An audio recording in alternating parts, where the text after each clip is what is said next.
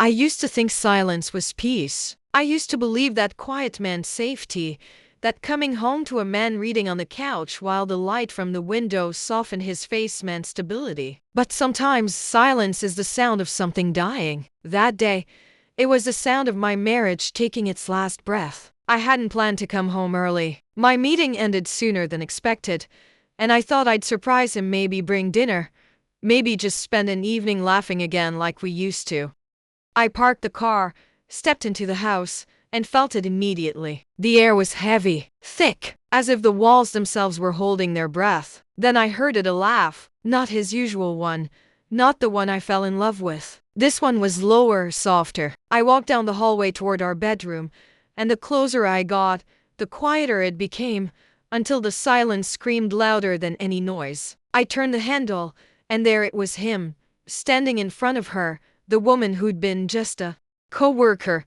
The shock on his face told me everything before a single word was spoken. He tried to speak, but his voice broke. "It's not what it looks like," he stuttered, as if those words could rebuild the life collapsing around us. I remember staring at the two of them, not as people, but as ghosts haunting the ruins of what I used to call love. The room that once held our dreams now felt like a graveyard, each memory buried under betrayal. For a moment, I couldn't move. I felt the coldness crawl up my spine, not from anger but from recognition. I had felt this before, in smaller ways, the late nights, the distant eyes, the conversations that never really started. This was just the final piece of a puzzle I'd been too scared to finish. I didn't cry. I didn't scream. I just said, "You can't destroy what was already gone."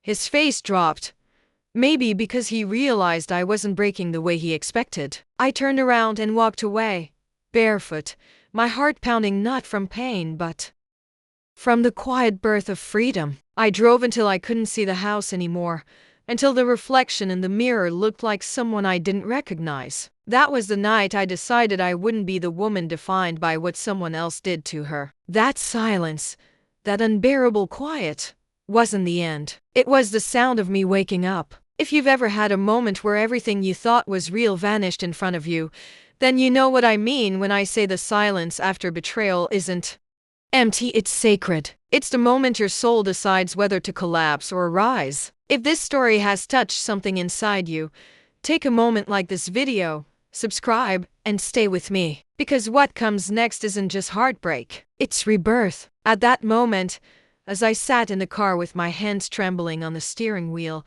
I realized that pain doesn't come to destroy you. It comes to reveal who you truly are when the mask falls away. So, tell me, have you ever walked into a room expecting love and found truth instead? People used to tell me how lucky I was, how beautiful our marriage looked from the outside. The house, the vacations, the family dinners. We looked like a postcard to people perfectly aligned in the frame of what society calls success. I smiled for photos, held his hand in public, and nodded whenever someone said, "You two are perfect together."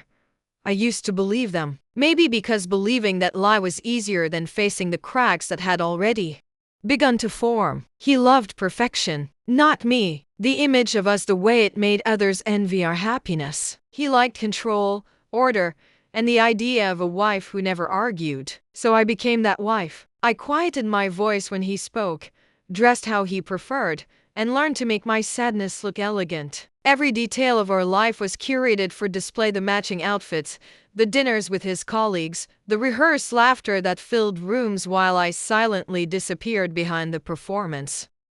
After that night, the night I found him with her, I began to see every memory through new eyes. The dinners where he sat scrolling through his phone while I pretended not to notice. The compliments he gave other women disguised as harmless jokes. The times he said I was too sensitive whenever I tried to speak up. Those weren't small things. They were the foundation of my silence, the subtle manipulation that trained me to believe love meant endurance. People think betrayal begins with the act. It doesn't. It begins with indifference, the kind that seeps into conversations until you stop being seen. That's what I realized as I looked around our house the next morning. Every wall was covered in photographs, but none of them told the truth. I stood in the living room staring at one from our anniversary trip to Paris, his arm around me, his smile wide, mine forced. I remember that trip now for what it really was.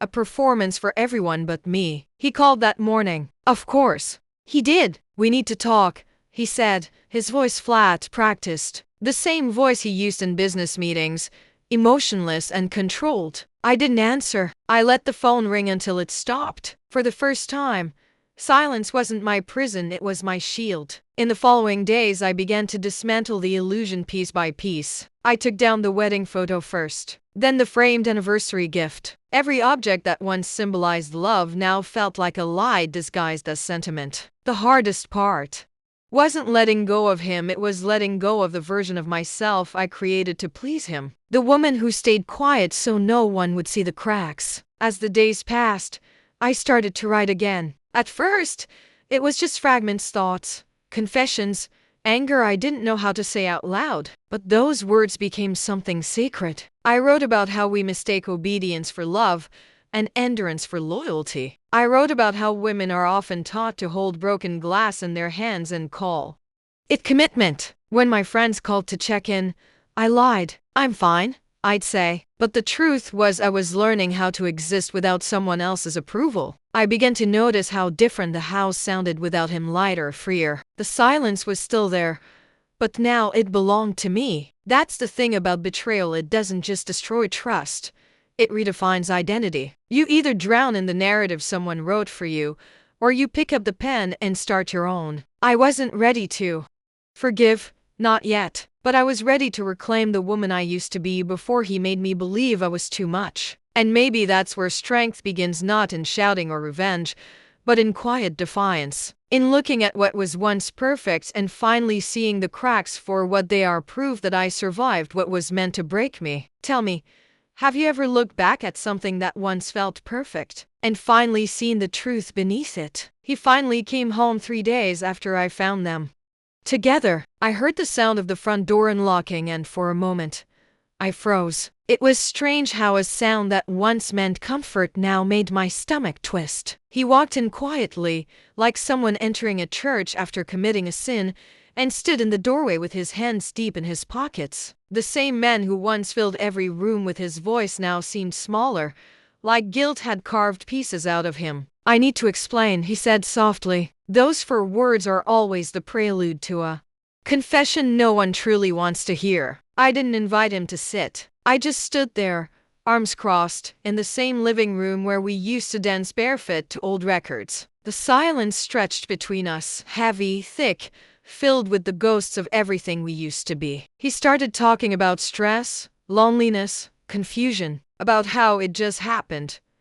It's always that phrase, as if betrayal were a natural disaster and not a deliberate choice. He spoke of her in a way that made me realize he was no longer mine to lose. He had already left, long before I found them. I listened, but my heart was somewhere else, quietly replaying the years I had spent building a life around someone who never intended to stay. "I didn't mean to hurt you," he whispered. I almost laughed, not because it was funny, but because it was absurd. The man who had studied me like a map now claimed he didn't know the terrain of my pain. I looked at him and saw not a husband, but a stranger wearing his face. I asked him one question. "How long?" He looked down, then up again, eyes wet with the guilt that came too late. "Almost a year," he said, but I could tell it was longer. Cheating doesn't start when the body betrays, it starts when the heart forgets its promise. I realized then that our marriage hadn't ended in that room 3 days ago. It had ended long before,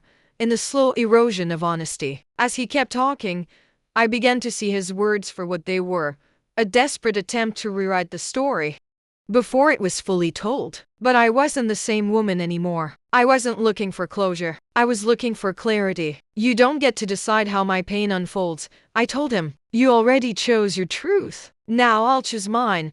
He tried to reach for my hand, but I stepped back. That simple motion, stepping away, felt more powerful than any argument I could have made. It was the moment I stopped being the victim and started being the witness of my own awakening. The truth is, confrontation isn't about revenge. It's about reclaiming your voice. For years, I had swallowed my feelings to keep the peace, mistaking silence for strength. But now, Every word I spoke felt like a declaration of survival. I told him I didn't hate him. Hatred would have tied me to him forever. Instead, I felt something quieter, deeper, a strange kind of gratitude. Because in destroying what we had, he had forced me to face who I really was beneath the illusion of being his wife.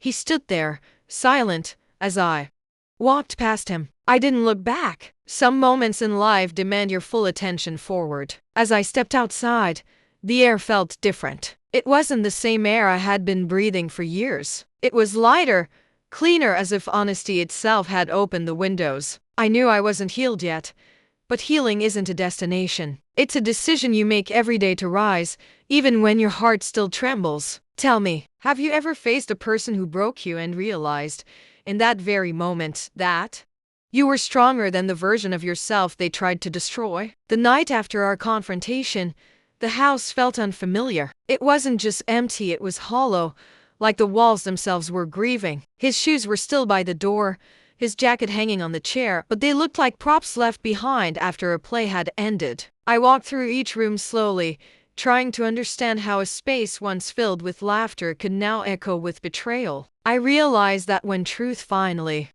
breaks through, it doesn't come quietly. It tears through every illusion you've built to survive. I didn't sleep that night. I sat by the window, wrapped in silence, watching the city lights blink in the distance. The kind of silence that used to suffocate me now felt like a strange comfort, because at least it was honest. For the first time in years, there were no lies to decode, no half-truths to interpret, just me and the wreckage. In the following days, the calls kept coming. He texted, he begged, he apologized in circles that led nowhere. "We can fix this," he said. But fix what? You can't rebuild a bridge that was set on fire from both ends. I stopped answering. Every word from him felt like a thread pulling me back into a story I no longer wanted to be part of. My friends didn't know what to say. Some offered comfort, others advice. "You're strong," they said, as if strength were a choice. But what they didn't understand was that I wasn't being strong, I was just trying to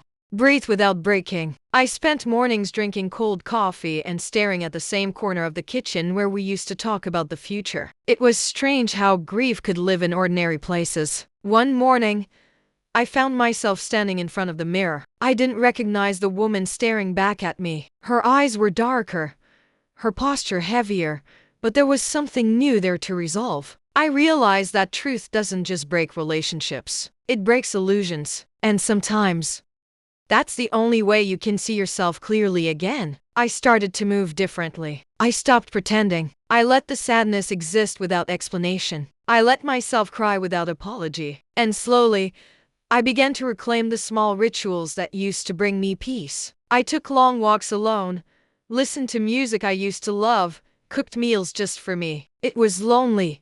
Yes, but it was real. He showed up once more unannounced, standing outside the house like a memory that refused to fade. "I made a mistake," he said, his voice shaking. I looked at him and felt nothing. No hatred, no love, just an understanding that our chapter was finished. The woman who once needed closure no longer did. I had found it in the quiet strength of surviving without him. There's something almost sacred about pain when you stop running from it. It becomes a teacher. It strips away the noise and forces you to confront what's real. And what was real for me was this: love built on lies can never survive the truth.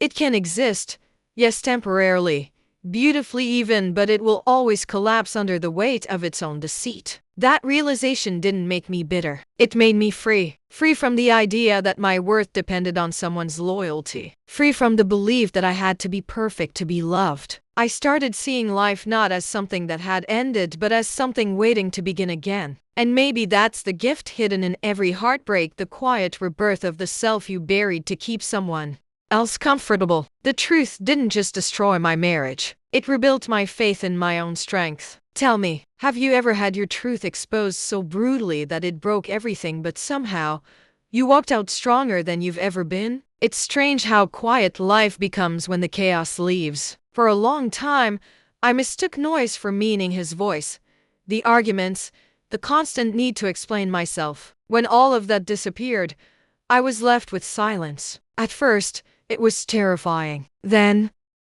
It became my teacher. I started to see that peace isn't found in the presence of someone else. It's built in the solitude that follows destruction. The mornings were the hardest. I'd wake up instinctively reaching for his side of the bed, only to find it cold and untouched. There's a grief that comes not from missing someone, but from realizing you don't need them anymore. That realization hurt, but it also liberated me. I stopped asking why he did what he did. The answers would never heal me.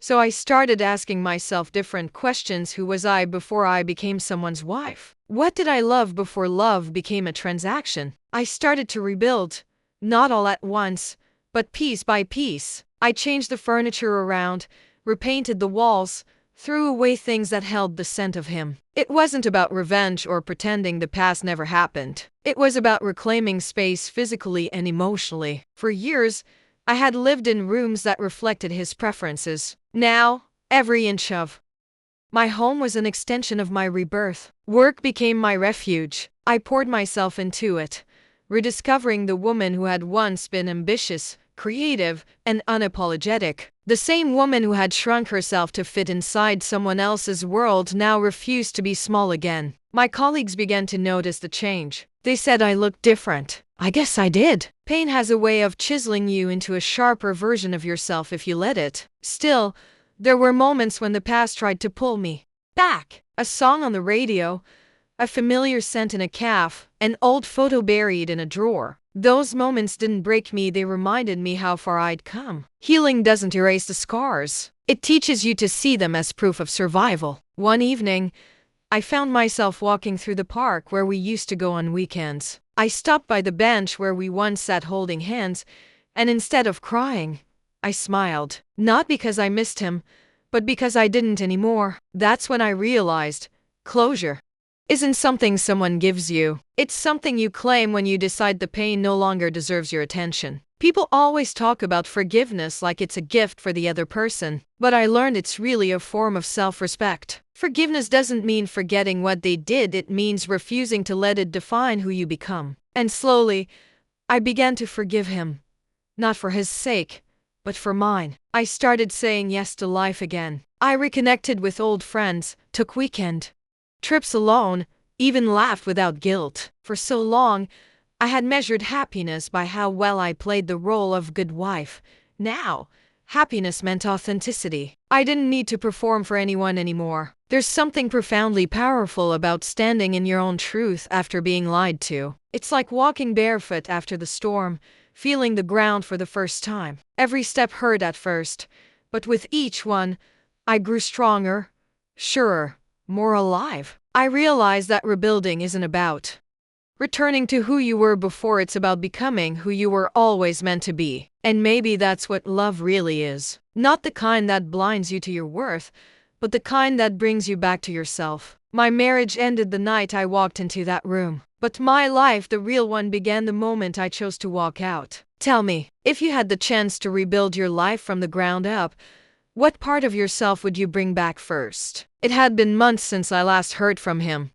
The silence between us had turned from something painful into something peaceful. My life had started to find its rhythm again: quiet mornings, unhurried coffee, evenings filled with the kind of calm that once felt impossible. I thought I had closed that chapter for good, but life has a way of testing whether your healing is real or just rehearsed. One Friday evening, as I was leaving work, I saw him. He was standing by my car waiting. My heart didn't race, it just sank. There was a time when his face could light up my entire day, but now it only reminded me of everything I had survived. He smiled, that familiar, practiced smile, the one that once fooled everyone, including me. "You look good," he said. I wanted to laugh, not because it was funny, but because it was typical. When they lose control of your heart, they start flattering your appearance. He began talking, filling the air with memories I had already buried. He said he had changed, that he was going to therapy, that he finally understood what he'd done. He said all the words people rehearse when they want forgiveness without accountability. I listened, not because I cared, but because I needed to hear it to confirm that I was truly done. There's something eerie about seeing your past standing in front of you, asking for another chance. It's like watching an old film of your own life and realizing you no longer recognize the person you were. I looked at him and saw the man who had once been my everything, now reduced to a stranger begging for validation. "You don't love me," I told him. "You love the version of me that tolerated your lies." He tried to reach for my hand, but I stepped back. The distance between us wasn't just physical, it was spiritual. I had rebuilt myself from the ashes of what he destroyed, and I wasn't about to hand that piece back. He said he wanted to talk, to start over. I shook my head. "You ended it the day you chose her," I said. "I just didn't realize it until now." He stood there, his eyes searching for a softness that no longer existed. The silence that followed was heavy, final. He wanted me to remember the good times, but I remembered the truth, and the truth has a way of killing nostalgia. He asked if we could meet again, just to talk. I told him no, there's no healing in reopening wounds that have finally closed. When I drove away, I expected to cry, but I didn't. I felt light, unburdened. For the first time, I realized that closure isn't a conversation, it's a boundary. He had been my storm, but now I was standing in the sunlight. I didn't hate him. I didn't love him. I simply saw him for what he was, a lesson I had already learned. That night, I wrote in my journal, "The past has a voice, but I don't have to answer." It felt like drawing a final line in the sand. I had spent years being defined by someone else's decisions, but not anymore. My story no longer revolved around his betrayal. It revolved around my rebirth. Sometimes, people return not because they miss you, but because they see you found peace without them. And peace, to a guilty conscience, is unbearable. I understood that now. His reappearance wasn't a test of my heart, it was proof of my growth. As I lay in bed that night, the silence felt different. It wasn't lonely, it was mine. Every scar, every sleepless night, every tear I had shed had led me here to this quiet, steady strength. I realized then that healing doesn't make you untouchable. It makes you unshakable. Tell me, if someone who once broke you came back today, not out of love but out of regret, would you let them speak, or would your silence be your final answer? I didn't notice when the pain stopped. It wasn't a single moment, but a gradual untying, like loosening a knot that had been strangling my heart for years. One day,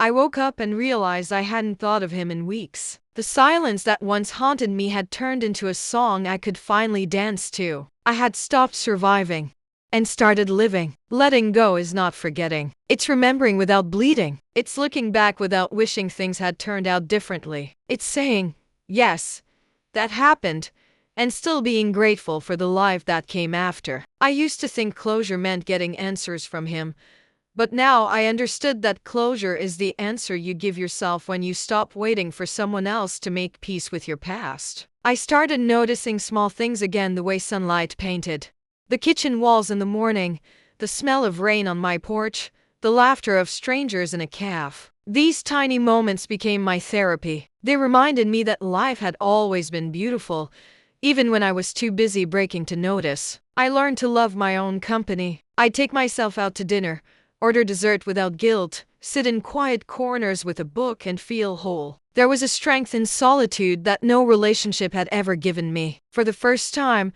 I didn't need to be seen to feel real. I existed fully, even when no one was watching. Friends began asking how I moved on. I told them the truth.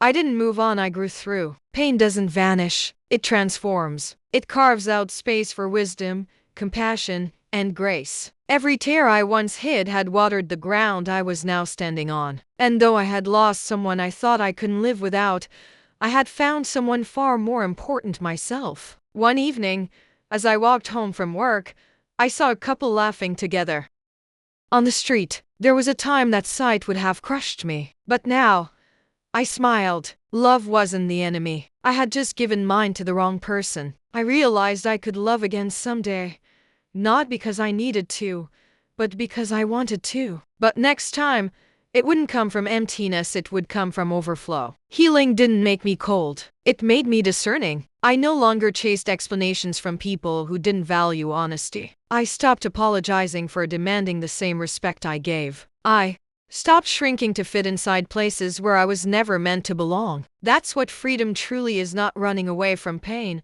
but refusing to let it define who you become. I began writing again. Words flowed like confession and rebirth all at once. I wrote letters I never sent, stories that weren't meant to be read, thoughts I had buried for years. Through them, I rediscovered my own voice, the one I had silenced to keep peace in a home built on lies. And that voice became my power. There's a kind of beauty in knowing that what once destroyed you no longer has that power. It's not revenge, it's redemption. The woman who once begged to be understood now needed no validation. I was no longer a victim of what happened to me. I was the author of what came next. And so, I let go, not in anger, but in gratitude. Gratitude for the lesson, for the pain that shaped me, for the faith that carried me when I thought I had none left. Letting go wasn't the end of my story, it was the beginning of my truth. Tell me, have you ever realized that freedom isn't walking away from someone,